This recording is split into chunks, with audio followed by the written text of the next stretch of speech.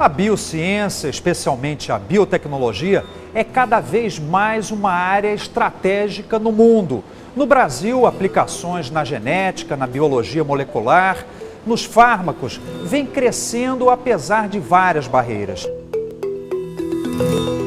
Pequenas, médias e grandes empresas brasileiras já descobriram o potencial de um setor que está crescendo rapidamente no país. O Caminhos da Reportagem desta noite entra no universo da biotecnologia, que é a tecnologia baseada na biologia. Ela é uma parte da ciência que está aumentando o leque das terapias disponíveis, permitindo a criação de novas vacinas e de remédios com maior poder de cura.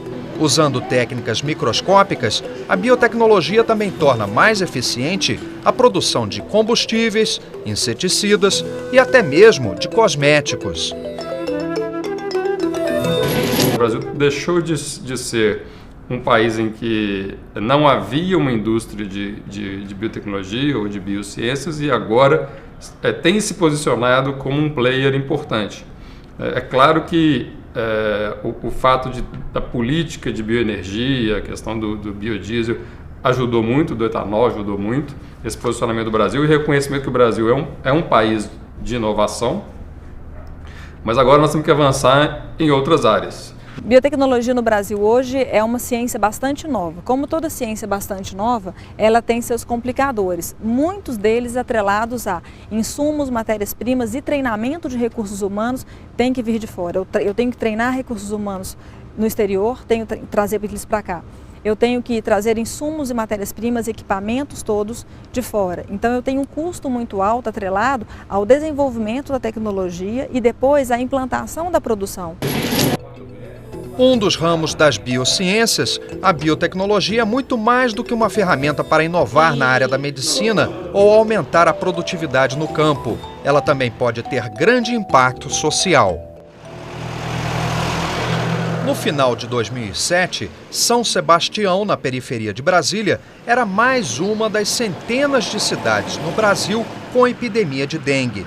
Na época, a comunidade decidiu apostar numa alternativa inovadora, que não apresentava risco para o homem e o meio ambiente. A novidade era o bioinseticida Beteoros, que mata as larvas do mosquito da dengue. Poucos meses depois da aplicação nas áreas onde normalmente ocorriam focos do mosquito, os resultados começaram a aparecer.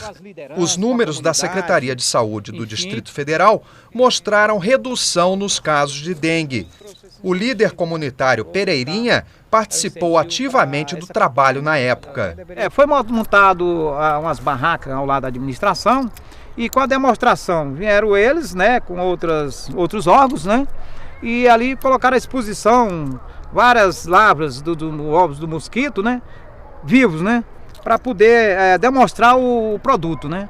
E aí o produto foi colocado ali e via que em poucos segundos fazia efeito, morria aquelas larvas, né? No ano seguinte, com a mudança do administrador de São Sebastião, o produto deixou de ser usado e houve nova epidemia de dengue na cidade. Se tivesse realmente dado a continuidade, eu acho que hoje não teria, a Brasília inclusive estaria melhor. O bioinseticida usado em São Sebastião foi desenvolvido pela Embrapa, empresa brasileira de agropecuária. A tecnologia foi repassada para a BTEC, uma pequena empresa do Distrito Federal. Transferência tecnológica no Brasil é um assunto sensível, ainda mais em setores estratégicos como os da agropecuária e da saúde pública. O segredo do bioinseticida desenvolvido pela BTEC está na toxina produzida por bactérias em formas de bastão, chamadas de bacilos. São encontradas diretamente na natureza, sem necessidade de passar por nenhuma modificação genética em laboratório. Para as larvas do mosquito, a toxina produzida por meio de fermentação é um verdadeiro veneno. A BTEC, por enquanto, é a única empresa 100% brasileira que produz e comercializa bioinseticidas contra a malária e contra a dengue. Aqui nas embalagens brancas temos o produto contra a malária e aqui nas azuis contra a dengue. Essas toxinas atacam apenas as larvas dos mosquitos, sem prejudicar o homem, os animais e a natureza. A gente aqui tem um caldo final, que ele foi filtrado, e nessa imagem a gente pode ver que O material está todo concentrado, né, no fundo aqui do balde. É a nossa bactéria já com esporo e cristal, que é a toxina que vai matar o inseto. Mas aqui tem bactéria ainda ou é só a toxina? A toxina. E aqui você, com esses esporos e cristais, que são as toxinas, não é isso? Isso. O que vocês fazem? A gente parte para o processo de formulação. E formulação que é misturar esses esporos e cristais com outros componentes. Outros componentes. Quer dizer, eu posso tomar um copo disso aqui? Pode. Você não aconselha? Bom, eu não aconselharia por causa do meio de cultura, né? Mas a bactéria não causa mal nenhum. Quem trabalha com biotecnologia no Brasil reconhece que houve grandes avanços nas pesquisas durante os últimos anos. Mas os pesquisadores defendem novos estímulos e políticas mais eficientes para o setor. A própria entrada da BTEC exemplifica como é precária ainda, em vários casos, a infraestrutura e o apoio a empresas brasileiras que tentam vencer no ramo. Nós estamos nesta fase no Brasil fazendo a regulamentação de leis para biotecnologia, mas eu diria que a burocracia ainda ela é um grande impeditivo para que a gente possa realmente registrar produtos dessa natureza para que seja utilizado no mercado.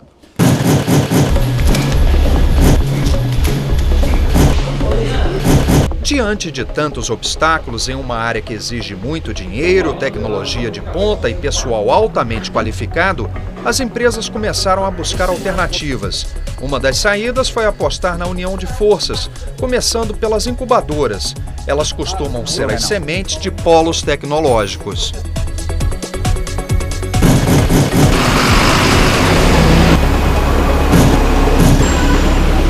Minas Gerais é um dos principais polos de biotecnologia do país. Em Belo Horizonte, foi criado, por exemplo, o primeiro laboratório de genética da América Latina. Aqui são comuns os chamados arranjos produtivos locais, onde diferentes empresas do setor colaboram entre si, formando uma cadeia produtiva. Nós estamos trabalhando com certificação de produtos e processos, com qualificação das empresas e dos empresários. Estamos trabalhando com a área de marketing, no sentido de criar a marca chamada Minas Biotech. Estamos trabalhando com um centro de bioinformática que hoje, sem dúvida alguma, deve ser o principal centro no Brasil, integrando 10 instituições. Estaremos investindo mais ou menos 12 milhões de reais diretamente em projetos nesse APL.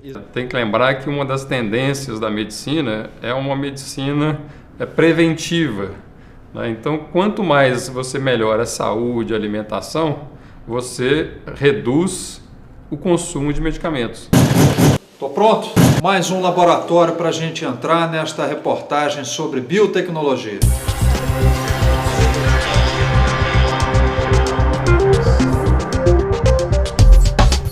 Especialmente para as pequenas empresas, é importante fazer parte de uma rede que possa ajudar a resolver os problemas que aparecem no dia a dia. É o caso da JHS, instalada na periferia de Belo Horizonte, que desenvolveu um produto barato para enxerto ósseo.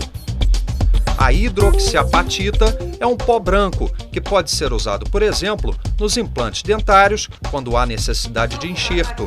Absorvido pelo organismo do paciente, o pó acaba se transformando em osso. O produto foi colocado seco no local, diretamente no local. Aí é só vir, descer os retalhos, suturar e em 3 meses você já tem o osso. Em 8 meses você já tem o osso para poder segurar o implante. Aqui é o produto já praticamente pronto. Poucas empresas no mundo detêm a tecnologia para fabricar a hidroxiapatita. Depois de ganhar reconhecimento no mercado doméstico, a pesquisadora Sheila Máximo agora quer partir para outros países. Mas não é fácil driblar a burocracia. Mesmo sendo um produto aprovado pela Anvisa e utilizado em várias clínicas particulares, o Sistema Único de Saúde, o SUS, ainda não autorizou o uso. Pior para os cofres públicos. Se esse produto aqui é tão bom como a senhora diz, por que o SUS não aceita? Olha, isso é uma política interna, né, do consultor do SUS, que falou que o produto, que enxerto, não tem eficiência. Quer dizer, o país então está perdendo muito dinheiro com isso? O SUS está perdendo dinheiro com isso. E por que a senhora acha que isso acontece? Eu acho que é problema de política, né? A biotecnologia brasileira também conseguiu inovar em outras áreas, como a da regeneração do corpo humano. A empresa Pele Nova de Ribeirão Preto, no interior de São Paulo, desenvolveu uma membrana com proteínas tiradas do soro de borracha natural para usar na reconstituição da pele humana. O Biocure pode ser usado em feridas de difícil cicatrização. O equipamento para separar as proteínas necessárias tem precisão extrema. Teve que ser fabricado sob medida fora do país. Aqui é que nós fazemos a separação dos vários princípios ativos, da vários tipos de proteínas que foram estudadas, que é objeto da biotecnologia nossa. O público-alvo dos produtos da Pele Nova é considerável. No Brasil hoje são mais de 150 mil pacientes portadores de pé diabético. A gente objetiva ser uma grande empresa brasileira de biotecnologia e conseguir chegar na ponta com um produto final para o mercado, para o consumo. Ou seja, uma biotecnologia migrando para uma empresa farmacêutica.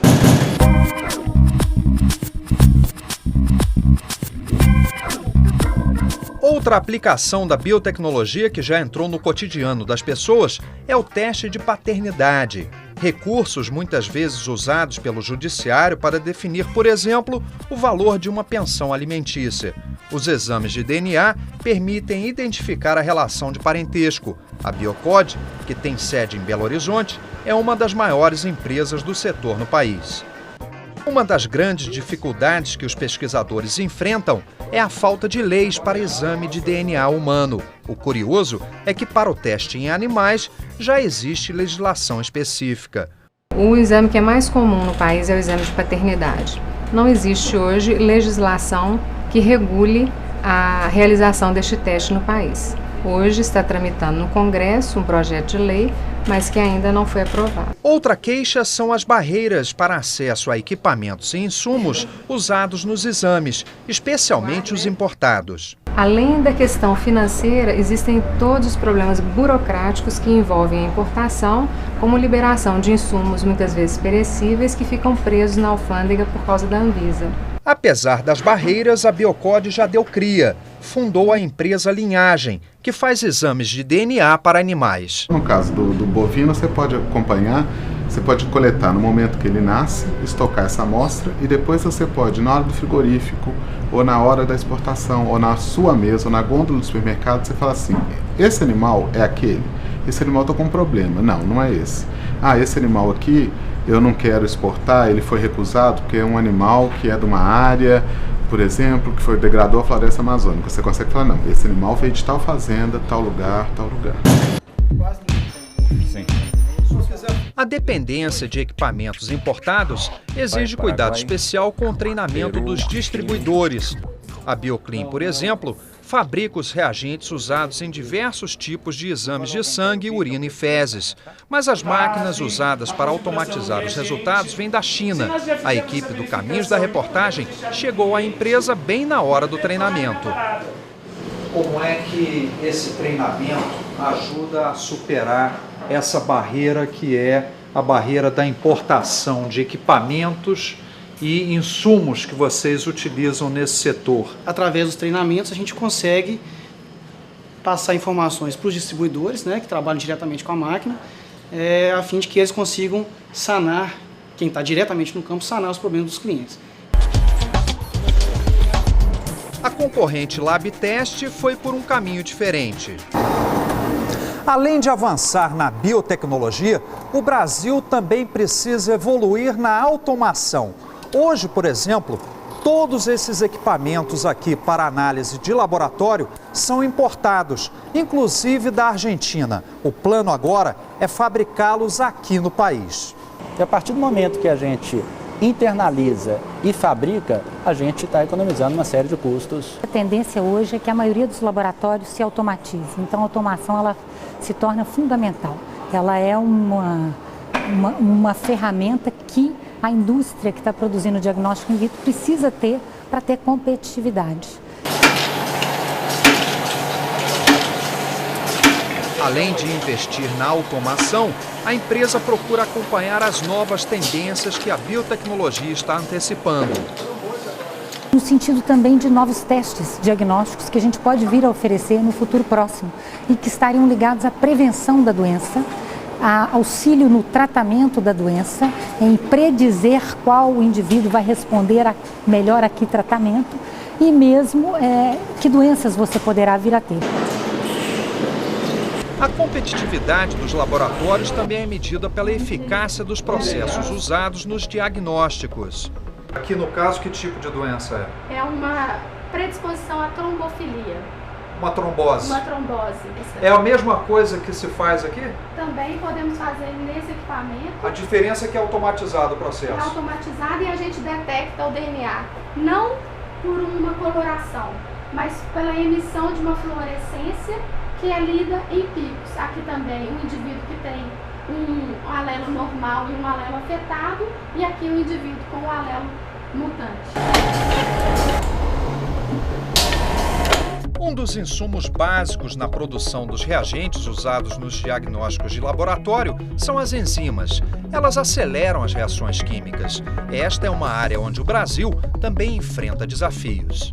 As enzimas utilizadas no nosso caso são enzimas que, devido à grande produção que é realizada por algumas empresas que estão localizadas fora do país, de certa forma inviabilizam que outras empresas passem a produzir essas enzimas aqui no Brasil. O custo e a burocracia na importação de insumos também se repete na produção de vacinas e medicamentos. A Hipofarma, por exemplo, tem que importar desde princípios ativos até o vidro para ampolas em alguns casos. 100% da matéria-prima da indústria de biotecnologia e indústria farmacêutica, elas são adquiridas da China e da Índia. Então hoje nós estamos completamente dependentes desses dois países. Os equipamentos importados também são fundamentais para os chamados testes de bioequivalência, que comprovam a eficiência dos medicamentos genéricos. Como que é feito essa biodisponibilidade, essa bioequivalência que nós chamamos do medicamento? Comparando um medicamento que já está no mercado, com eficácia comprovada, nós comparamos esse medicamento com o genérico. Como que é feito isso? Nós usamos voluntários que usam um medicamento e outro, colhemos o sangue desses voluntários e fazemos a curva de absorção e comparamos as duas curvas do genérico com o medicamento de referência. As curvas têm que ser iguais. O grande obstáculo seria investir em tecnologia dentro do Brasil, para que o próprio Brasil tenha empresas que forneçam esse tipo de equipamento para os laboratórios, ou pelo menos partes deles.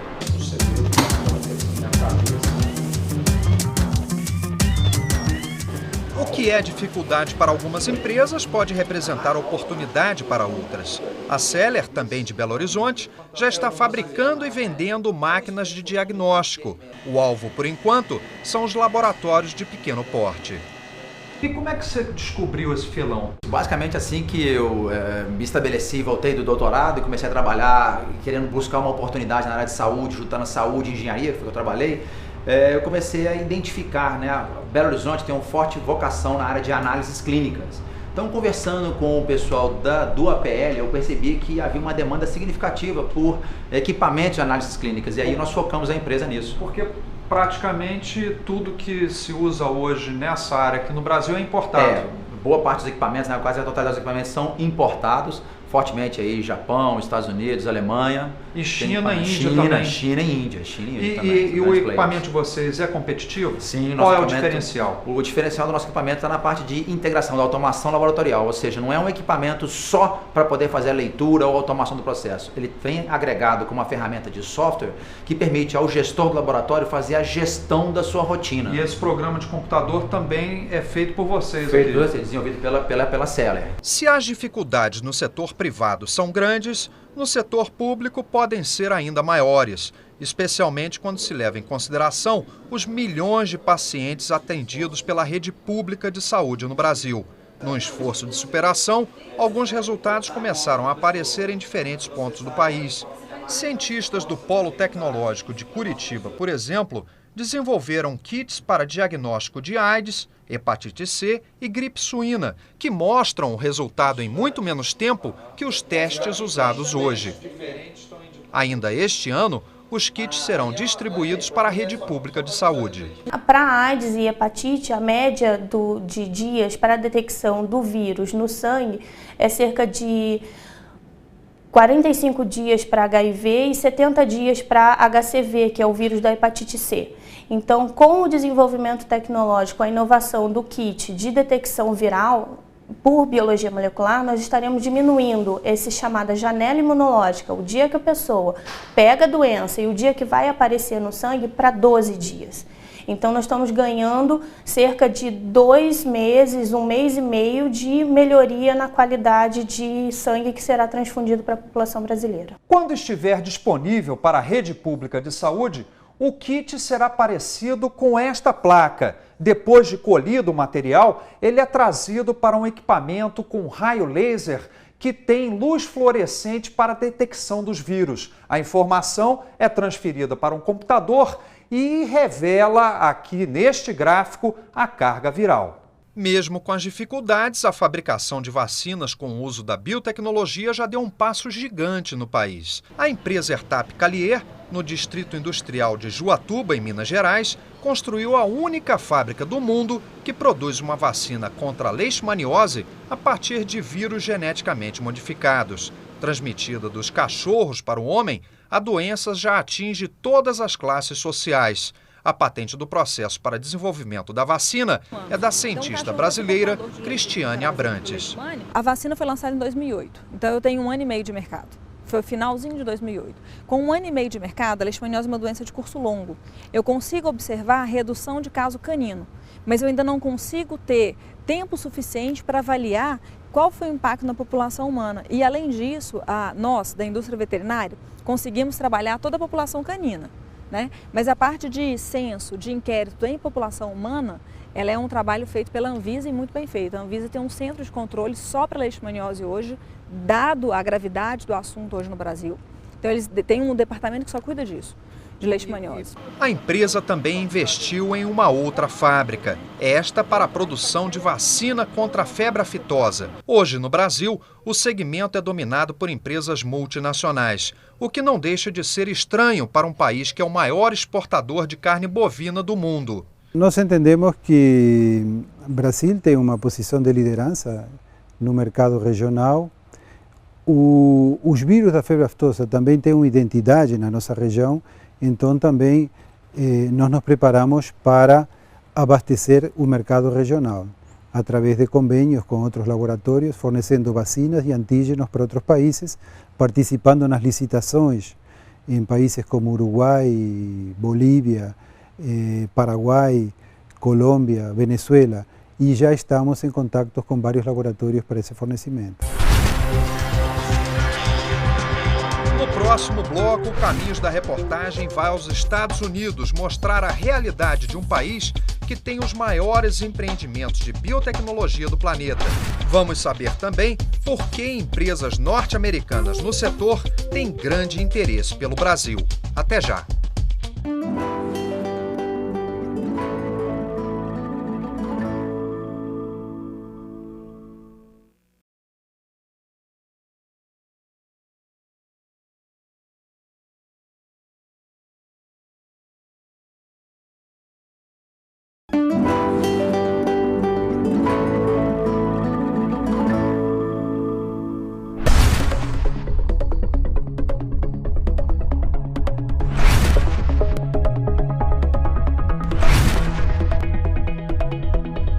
São Francisco é a cidade mais populosa da Califórnia e um dos maiores centros financeiros dos Estados Unidos. O sul da Baía de São Francisco é considerado o berço da biotecnologia moderna. A região concentra gigantes da tecnologia mundial. O sul de São Francisco é conhecido como local aqui nos Estados Unidos onde nasceu a biotecnologia. Esta parte da Califórnia tem centenas de empresas dedicadas a desenvolver novas formas para a geração de energia, cosméticos e também medicamentos para o tratamento de doenças como o câncer. É o caso da gigante Genentech. Ela foi criada nos anos 70 e se tornou uma das maiores empregadoras aqui na região. A Genentech foi comprada em 2009 pela farmacêutica suíça Roche por quase 50 bilhões de dólares. É um dos exemplos da concentração econômica e também da mudança tecnológica pela qual passa o setor internacionalmente. As possibilidades são tão grandes que às vezes é difícil saber onde termina um programa de computador e onde começa a tecnologia que utiliza seres vivos. Esta empresa da Califórnia desenvolveu um jogo de computador que usa as ondas do cérebro. O estado de concentração ou relaxamento conseguem movimentar e até mesmo explodir objetos. Quando começou a ser desenvolvida, essa tecnologia tinha como objetivo melhorar a qualidade de vida dos portadores de paralisia. Um grande avanço para a biotecnologia aqui nos Estados Unidos foi o uso de robôs. Essas máquinas tornam o processo mais rápido e preciso. Este robô aqui, por exemplo, ajuda nos experimentos que utilizam clones de bactéria. O lado sul da Baía de São Francisco também é uma das portas de entrada para o Vale do Silício. A região concentra o maior número de empresas de tecnologia de ponta do mundo. Também estão por aqui várias universidades, inclusive uma das mais renomadas internacionalmente, a Universidade da Califórnia em Berkeley. No começo, o Vale do Silício era conhecido principalmente pela quantidade de indústrias de informática e telecomunicações. Depois vieram as empresas de biotecnologia. Isto atraiu ainda mais dinheiro aqui para o lugar. As incubadoras de empresa por aqui recebem apoio do governo local. Pequenos negócios que estão começando ganham espaço e equipamentos para trabalhar. Este é o outro segredo importante para renovar a competitividade na área da biotecnologia. A Prefeitura de San José criou esta incubadora com toda a estrutura necessária para atender as empresas selecionadas. A diretora executiva, Melinda Richter, explica que quase todas as empresas incubadas aqui são da área médica. A biotecnologia, segundo ela, vem avançando muito nos últimos anos. Jim Bobley é um dos que está apostando em técnicas e produtos inovadores. Ele explica que a crise econômica nos Estados Unidos abalou o setor, que tem uma alta taxa de risco e demanda grandes investimentos. Os resultados só aparecem depois de muitos anos de pesquisa e desenvolvimento. A empresa de Gerald Commission era uma das incubadas em San José. Hoje, a meta dele é conseguir desenvolver um medicamento para doenças do coração e para o mal de Parkinson. Os estudos começaram a partir das pesquisas feitas pelo pai dele.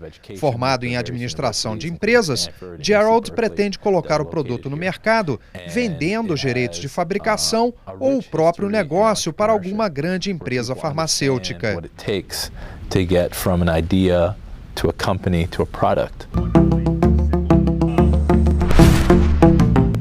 A biotecnologia também está no centro de uma nova revolução que os Estados Unidos estão tentando fazer: a dos biocombustíveis.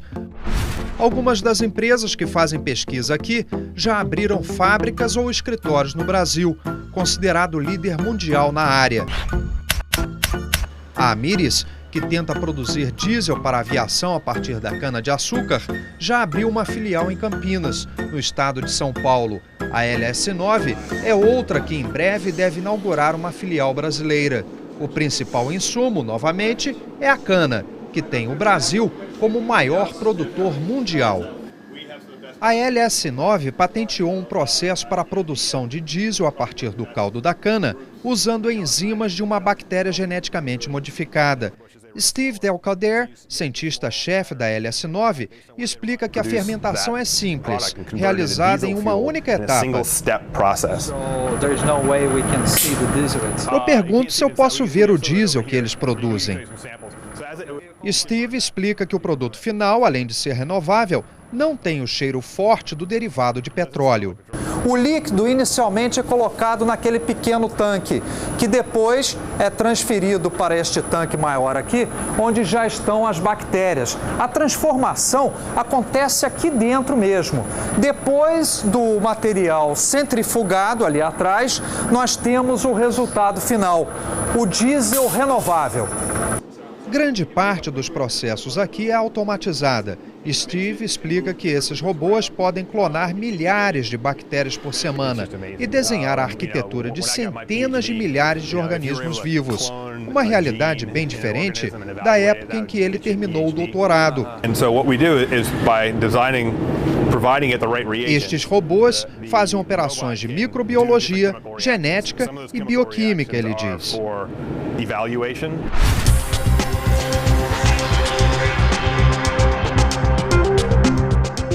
Um dos fundadores da LS9 foi o cientista Chris Somerville, atualmente diretor do Instituto de Biociências para a Energia.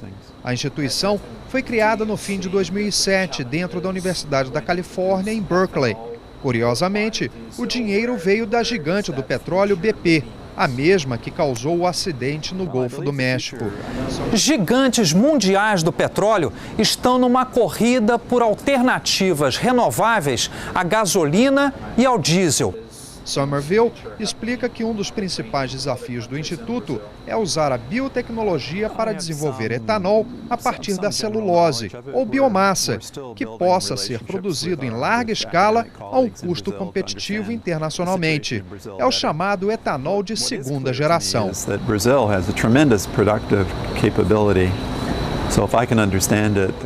Eu pergunto sobre o interesse internacional no Brasil dentro desse setor.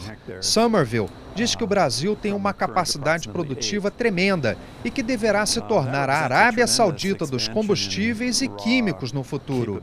Um dos cientistas que trabalham neste projeto em Berkeley é o baiano Amâncio Souza. Os Estados Unidos não têm cana-de-açúcar, né? Mas o que os pesquisadores aqui estão buscando são plantas que consigam produzir grande volume de biomassa. Então, no momento se tem pesquisado diversas vertentes. Algumas plantas são, por exemplo, o switchgrass, que na verdade é um pânico, como alguma coisa parecida com o nosso capim colonial no Brasil. Existe outra chamada miscanthus, que é uma planta parecida com o capim-elefante no Brasil. E são essas duas plantas que conseguem, em clima temperado, um crescimento rápido e volumoso para produzir bastante quantidade de biomassa por área. Então o pessoal tem investido nessas duas energy crops, como eles chamam. Clarissa Berrar, a colega argentina de Amâncio, explica que a América do Sul apresenta grandes possibilidades para o setor, mas adverte que a região precisa se organizar melhor. E cita o caso do Brasil como exemplo a ser seguido no campo das energias renováveis. O governo também ajuda nas pesquisas por aqui. Albany, na Califórnia, abriga um dos centros de pesquisa da Secretaria de Agricultura, equivalente à Embrapa brasileira. Bill Wards é o pesquisador-chefe para biocombustíveis e bioprodutos. Ele mostra alguns objetos que podem ser desenvolvidos a partir de vegetais. Bill explica que o departamento dele está acompanhando de perto as chamadas biorefinarias, que transformam vegetais em combustíveis. Cita o caso da Braskem, no Brasil, que está para lançar no mercado o plástico verde, a partir do etanol de cana. Ele chama o plástico brasileiro de um sonho que se tornou realidade. So this is a truly green version of a plastic. No próximo bloco, vamos conhecer brasileiros inovadores que lutam para vencer no mundo da biotecnologia e o desafio de empresas para crescer no setor. O Caminhos da Reportagem volta já.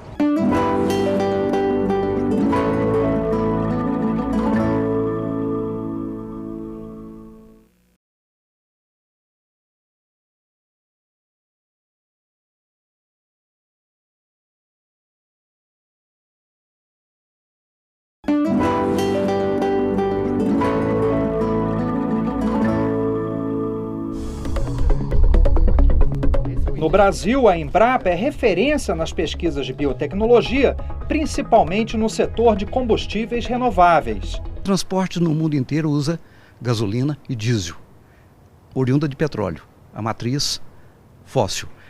O mundo, pensando em energias renováveis, especialmente de biomassa, ele promete um novo desenho de uma nova matriz energética, baseada em energias renováveis, essas de biomassa. Daí etanol e biodiesel são bem visíveis no mundo. O Brasil está fazendo o dever de casa, o Brasil tem uma grande competência instalada e em avanço, promete uma liderança competitiva muito forte nessa área. Um dos desafios para os cientistas brasileiros é melhorar geneticamente a cana-de-açúcar. Assim, será possível, por exemplo, adaptá-la a condições climáticas mais difíceis. Aqui nós temos uma agrobactéria. Ela é o segundo, ou vamos dizer, o primeiro método mais utilizado para transformar plantas também. Transformar em quê? Transformar em inserindo características de interesse.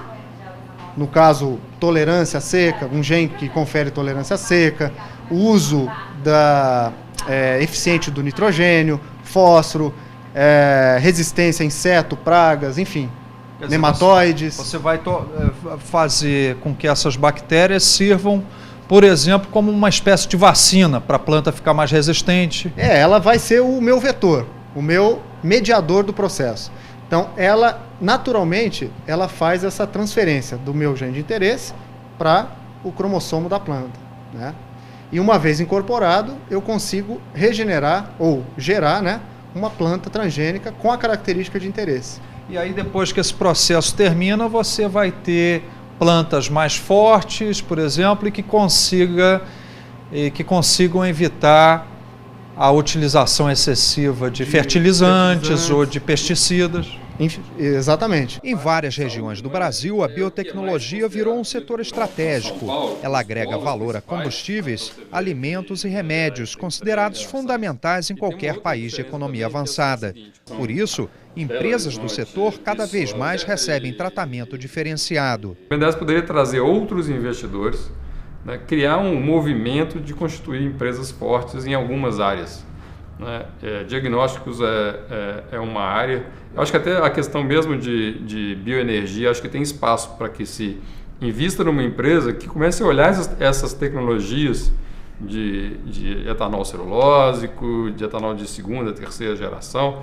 Então, eu acho que há alguns espaços onde o BNDES poderia não ser o principal agente, talvez, investidor, mas que ele pudesse alavancar o processo. O eixo entre Campinas e Ribeirão Preto já contava com uma base de tecnologia avançada na informática, telecomunicações e aeronáutica. A biotecnologia foi um passo natural na parte do país onde mais se produz cana-de-açúcar. Rica em sacarose, ela é uma das grandes fontes energéticas da natureza. Além do mais, a região é uma das grandes produtoras brasileiras de papel e celulose, de onde também pode sair o biocombustível. O CTBE, Laboratório Nacional do Bioetanol, foi inaugurado em 2010. Ele é parte de um movimento que pretende colocar o Brasil na dianteira internacional. O Brasil tem uma posição no planeta que é privilegiada. Nós temos a maior taxa fotossintética de cana-de-açúcar, nós estamos numa região onde tem bastante água e solo excelente. Cientistas brasileiros calcularam que até 2025, 10% da gasolina utilizada em todo o mundo poderia ser substituída por etanol feito aqui no Brasil. O segredo para se chegar até lá é a biotecnologia. A gente quer minimizar o uso de enzima, que é um insumo muito caro no álcool. Traduzindo, eles querem quebrar as moléculas da celulose contidas no bagaço da cana sem precisar usar tantas enzimas, proteínas que se dobram e aceleram a quebra das moléculas.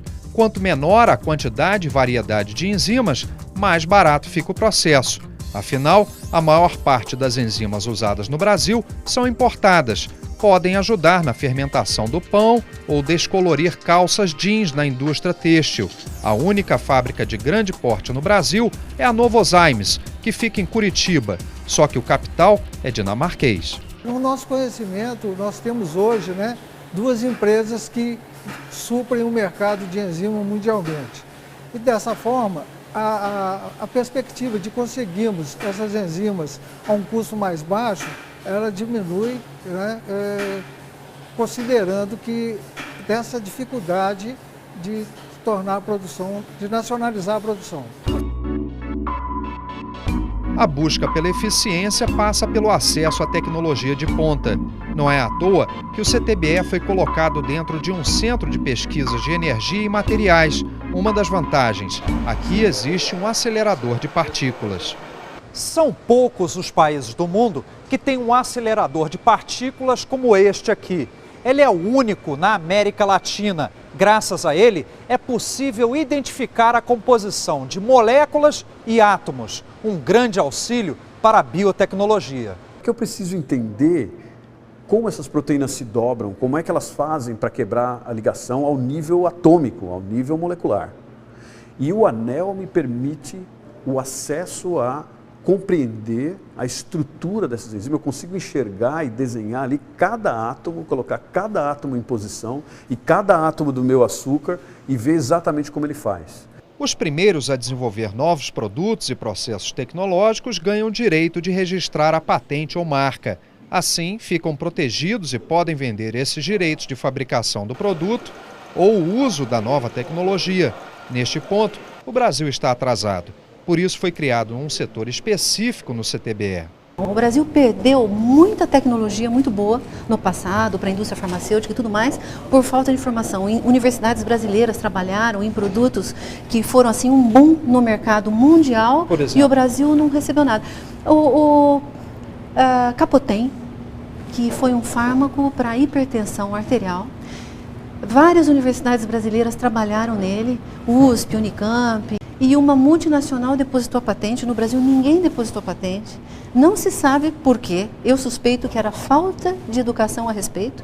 Essa multinacional ganhou 5 bilhões de dólares por ano durante 5 anos e o Brasil não ganhou nada. De lá para cá, o país ficou menos ingênuo. De 2004 para cá, lançou a Lei da Inovação, já regulamentou a lei, tem oferecido incentivos fiscais para as empresas que colocam cientistas dentro do quadro de funcionários, que investem em instituições de pesquisa. Então, ele está tentando fomentar a pesquisa na indústria. O Brasil hoje é o maior produtor de bagaço e palha de cana no mundo. Parte deste bagaço é usada para gerar eletricidade nos canaviais. O plano é passar a produzir o etanol também deste material, desde que o custo seja viável. E já foi dada a largada para uma corrida internacional nesta área. Para fazer o etanol celulósico, por exemplo, contanto que nós cheguemos a um custo de enzima, que é um dos custos mais altos que nós temos no processo, que seja razoável, com certeza várias empresas vão vir aqui e vão tentar instalar os seus processos no Brasil para usar a nossa matéria-prima. Na verdade, essas empresas transnacionais já chegaram. É o caso da Monsanto, gigante dos Estados Unidos. Ela é uma das maiores empresas de agronegócio do mundo. Seu produto mais conhecido é um tipo de soja transgênica resistente a um pesticida de alta capacidade destrutiva desenvolvido pela própria Monsanto. Pode deixar cair. Em 2008, a multinacional decidiu expandir suas atividades no Brasil. Comprou 2 empresas brasileiras de biotecnologia que pertenciam ao grupo Votorantim. Uma delas, a Canaviales, que investe no melhoramento genético da cana-de-açúcar.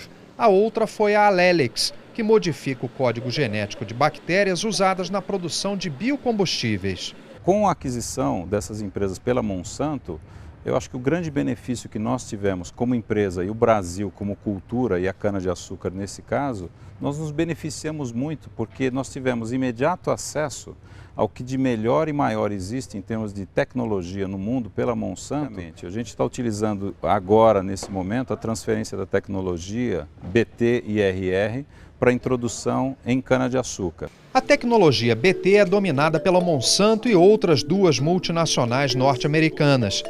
Sementes de culturas estratégicas como soja, algodão e milho recebem genes de bactérias e ficam resistentes a certas pragas. São culturas que colocam o Brasil entre os maiores produtores mundiais. Já a tecnologia RR está relacionada ao gene Roundup Ready, que protege as plantas de herbicidas conhecidos como o Roundup da Monsanto. Um assunto polêmico, mas fundamental para o Brasil, o maior usuário de herbicidas no planeta. Mais da metade da área plantada no mundo usa essas tecnologias. Depois de muita controvérsia, o uso também foi autorizado no Brasil. A responsável pela autorização foi a CTN Bio, um órgão do governo federal. A biotecnologia está se adequando às culturas mais utilizadas no mundo. Então, temos tecnologias em cana-de-açúcar também, então o mercado é vasto. Então, a tecnologia Monsanto de engenharia genética, de biotecnologia, ela está sendo associada a vários tipos de cultura, não apenas uma cultura só. Uma cultura importante no mundo todo é a do algodão. A Monsanto tem uma estação experimental em Santa Cruz das Palmeiras, a 150 quilômetros de Campinas. Aqui se procura demonstrar que o uso da tecnologia da Monsanto aumenta a produtividade. O problema é que ela estaciona ao longo do tempo e os produtores continuam tendo que pagar os royalties. Ainda assim, o representante da Monsanto acha que, no fim das contas, a cultura transgênica tem um custo melhor. O balanço energético numa cultura transgênica é muito mais favorável. Por quê? Porque você contabiliza economia de água, você contabiliza economia de óleo diesel, combustíveis, mão de obra, você reduz riscos de exposição de aplicadores a produtos químicos, você substancialmente significativamente reduz a dispersão de ingredientes ativos de agrotóxicos no meio ambiente. O nome Allelix foi inspirado na bactéria Xylella, que causa a doença amarelinho nas laranjas. Em 1999, um grupo de cientistas brasileiros identificou toda a sequência genética da Xylella. Pela primeira vez, era concluído no Brasil o sequenciamento genético de um ser vivo. A venda da Allelix para a Monsanto gerou uma forte reação no Brasil. Muitas vezes, para se obter a máxima produtividade de uma lavoura, um produtor deveria, tecnicamente, fazer 5 ou 6 aplicações de inseticida, o que é normal, dependendo da situação do ano. Um pequeno produtor, então, com uma aplicação ou sem nenhuma aplicação, ele consegue fechar o ciclo da cultura e obter uma rentabilidade muito maior do que ele teria não fazendo nem mesmo 3 das 6 aplicações que ele deveria fazer. Os críticos não aceitaram bem o negócio. Afinal, era tecnologia desenvolvida no país que consumiu anos de trabalho e dinheiro público, saído da FINEP, principal financiadora do governo para empresas de tecnologia. Outro problema é que a Monsanto realiza pesquisas transgênicas nos Estados Unidos, deixando de transferir tecnologia para o Brasil. A gente está discutindo com eles a melhor forma de que isso, ou parte desses recursos sejam devolvidos, ou a totalidade, são questões que nós estamos ainda discutindo a melhor forma de fazer.